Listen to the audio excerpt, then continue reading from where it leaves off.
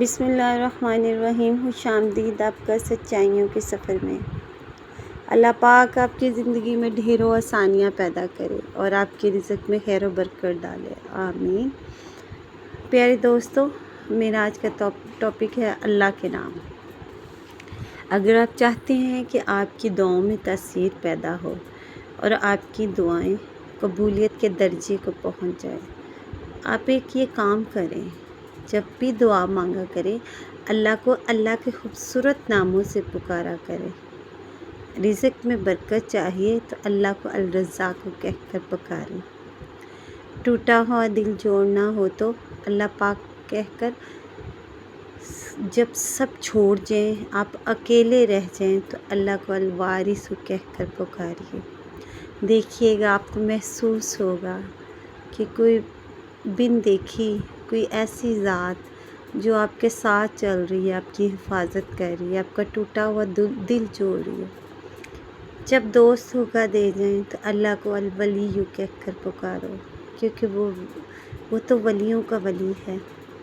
جب ماضی کے گناہوں سے دل گھبرانے لگے تو اللہ پاک کو الغفور کہہ کر پکاریے۔ اللہ کے ہر نام میں ان کی خیر و برکت چھپی ہے، جیسے رحمان، الرحمن، رحم کرنے والا۔ اس سے رحم کرنے والی ذات کوئی بھی نہیں ہے، وہ تو غفور الرحیم ہے۔ الحمدللہ کرنے والوں کو بہت پسند کرتا ہے۔ اس لیے جب بھی دعا کے لیے اپنی پاک ذات کے آگے اس کی بارگاہ میں جائیں تو ہاتھ اٹھائیں تو بس یہی کہیں، پاک پروردگار، ہم تیرے آگے عاجز اور بے کس بندے ہیں، ہم تجھ کو تیرے ناموں سے پکارتے ہیں اور آپ مجھ سے راضی ہو جاؤ میرے پیارے اللہ۔ اللہ پاک ہم سے راضی ہو جا، آمین۔ میری یہ چھوٹی سی تحریر اگر کسی کے دعا کو یا کسی چیز کو بدل سکے تو میرے لیے اس سے بڑی بات کوئی نہیں ہوگی۔ آپ جب بھی دعا کیا کریں پیارے دوستو تو اللہ کو اس کے ناموں سے پکارا کریں۔ آپ کو محسوس ہوگا کہ جب کوئی نہیں ہوتا، جب آپ اس کو اس کے ناموں سے پکارتے ہیں، لوگ رحم نہیں کرتے لیکن وہ رحمان، وہ رحم کرتا ہے۔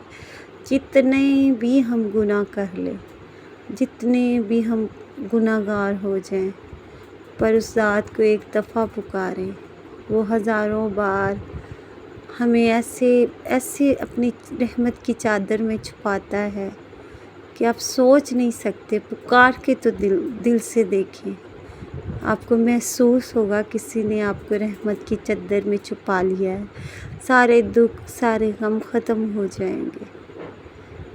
اللہ پاک آپ کو اپنے حفظ و ایمان میں رکھے، آمین ثم آمین۔